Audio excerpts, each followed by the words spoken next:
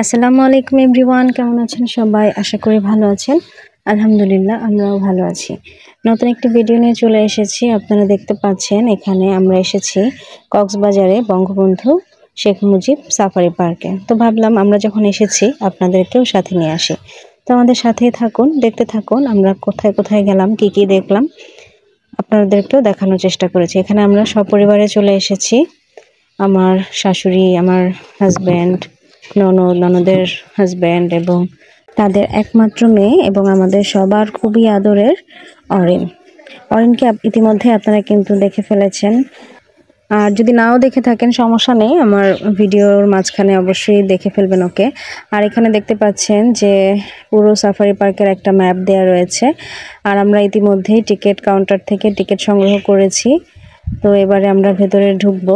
তো তার আগে ম্যাপটা আমরা দেখে নিলাম। আর এখানে যেই একটা বঙ্গবন্ধুর ভাস্কর্য রয়েছে আর বাহিরটাও অনেক গাছপালা দিয়ে ভরা। আর এটা মূলত পাহাড়ি এলাকা, তো এখানে গাছের কোনো অভাব নেই। তো এই যে আমরা ভিতরের দিকে যাচ্ছি, আপনারাও আমাদের সাথেই চলুন। এখান থেকেও প্রবেশ করা যায়। আমরা ওই মেন গেটটা থেকেই ঢুকেছি। মেন গেট থেকে ঢুকে তারপরে আপনাদের সাথে আপনারা আমাদের সাথেই থাকুন। এই মেন গেট থেকে ঢুকে এরপরে ভেতরে হচ্ছে বাসে করে পুরোটা ঘুরে দেখতে হয়। তো বাস তো আর মানুষের তুলনায় বাস অনেক কম, যার জন্য একটু ওয়েট করতে হয়। আর এই ফাঁকে আমরা আশেপাশে যা যা আছে তা একটু দেখে এসেছি। তো এই যে ঢুকে যাচ্ছি আমরা, দেখতে থাকুন।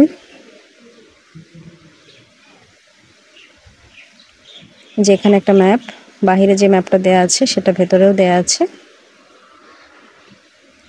আর একটু পর পর নির্দেশিকা দেয়া আছে কিভাবে বোতল টোতল যাতে না ফেলা হয়, সেরকম নির্দেশিকা দেয়া আছে।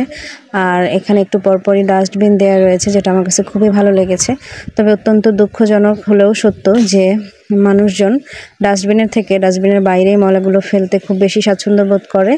আর এখানকার যারা দায়িত্বরত লোকজন আছে তারাই দেখলাম যে একটু পরপর সেগুলো তুলে তুলে নিয়ে ডাস্টবিনের মধ্যে ফেলছে। এগুলো আসলে আপনারা করবেন না। কোথাও গেলে আপনারা প্রকৃতির ভারসাম্য রক্ষা হয় বা বন্যপ্রাণীর ক্ষতি হয় এমন কোনো কাজ আপনারা করবেন না। প্রকৃতির ভারসাম্য নষ্ট হয় এমন কোনো কাজও আপনারা করবেন না। যেখানে অনেক ডাস্টবিন দেওয়া রয়েছে সেখানে কেন আপনারা বাইরে ফেলেন জানি না। আর এখানে যে ভাস্কর্যগুলো আছে পশু পাখির, কিছু কিছু মানুষকে দেখলাম লেজের উপরে, পায়ের উপরে, পিঠের উপরে উঠছে।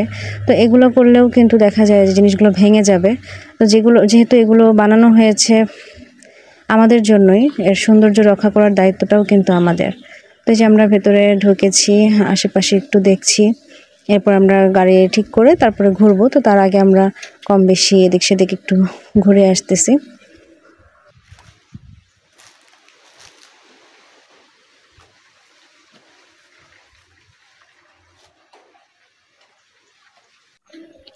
এই যে এখানে অনেকগুলো খাঁচা রয়েছে, সেই খাঁচার মধ্যে পাখি রয়েছে।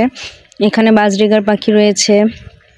এর পরের খাঁচায় লেখা আছে যে গ্রে প্যারট, কিন্তু আসলে গ্রে প্যারট ছিল না, এখানে নর্মাল প্যারটই ছিল। এখানে ছিল ময়না পাখি। যে গ্রে প্যারটের খাঁচায় কিন্তু গ্রে প্যারট একটাও ছিল না, নর্মাল যে আমাদের দেশি যে প্যারটগুলো সেগুলোই আমি দেখেছি। এখানে একটা ককাটেল পাখি রয়েছে। এখানে কিছু ম্যাকাও রয়েছে, আসলে বোঝা যাচ্ছে না। হ্যাঁ, আপনারা বুঝতে পারছেন কিনা জানি না।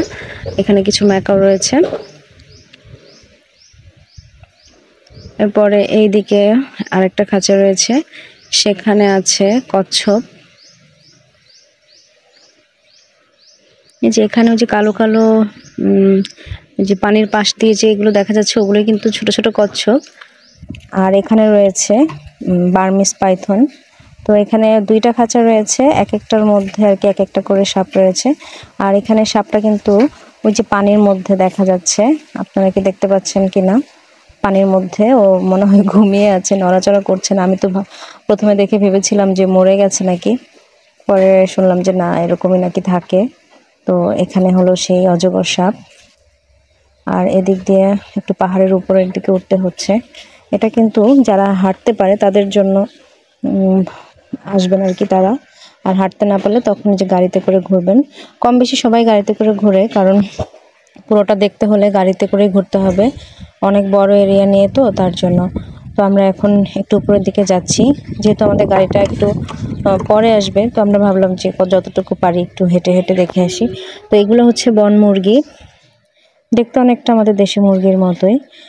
আর এখানে রয়েছে ময়ূর, ময়ূরগুলো দেখতে অনেক সুন্দর, মানে ছেলে ময়ূরগুলোর পালকগুলো অনেক বড় বড়, আর মেয়ে ময়ূরগুলো যে ছোট ছোট যেগুলো সেগুলো। এই যে ময়ূরটা দেখেন একেবারে সামনে চলে আসছে, একেবারে খাঁচার খুব কাছাকাছি চলে এসেছে, দেখতে খুবই ভালো লাগছে। এরপর ময়ূর দেখা শেষ হলে আমরা আরেকটু উপরের দিকে যাব।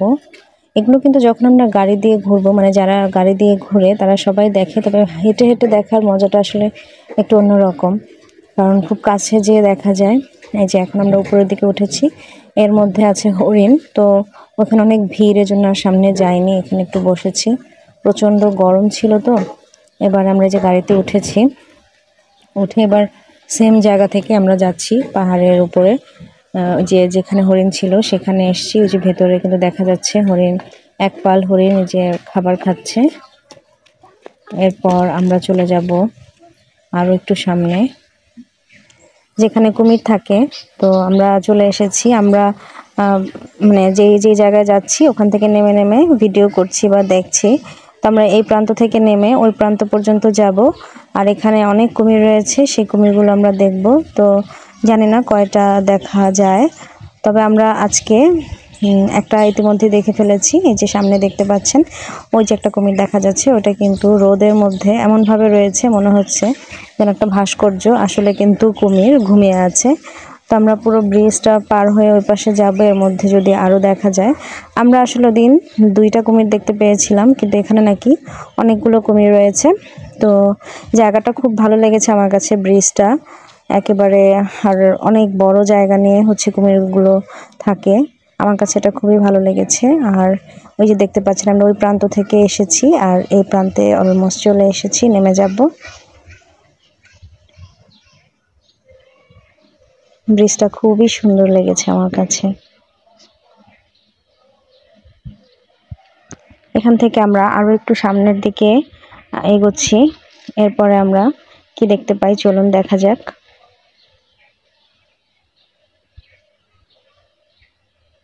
এবারে আমরা চলে এসেছি হাতি দেখতে। তো এটা আর বাস থেকে আমরা নামিনি, যে দেখতে পাচ্ছেন যে একজন হাতির উপরে বসে আছে। তো দেখলাম, দেখে আমরা আরেকটু সামনের দিকে চলে যাচ্ছি। এই জায়গাটা আসলে অনেক বড় একটা এরিয়া নিয়ে করা, একটু পরপর যাত্রী ছাউনি দেওয়া আছে যাতে মানুষজন একটু বসতে পারে, ছায়া পায়। আর যেখানে দেখতে পাচ্ছেন অনেক রকমের বক, সারস পাখি, ধানুষ, এগুলো রয়েছে, অনেক সুন্দর এই পাখিগুলো। তো এগুলো দেখতে পাচ্ছি।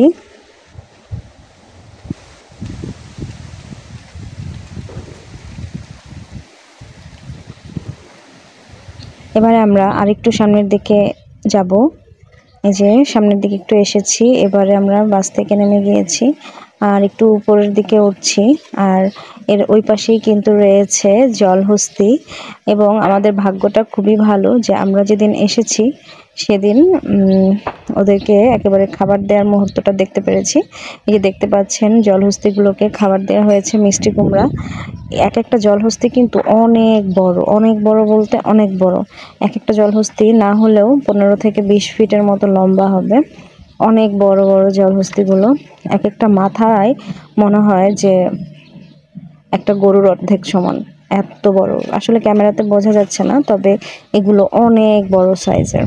আমি কোনোদিনও জলহস্তি একেবারে এরকম কাছে থেকে দেখিনি, তো এবারে দেখে খুবই ভালো লেগেছে, আমি খুবই এক্সাইটেড, অনেক ভালো লেগেছে আসলে।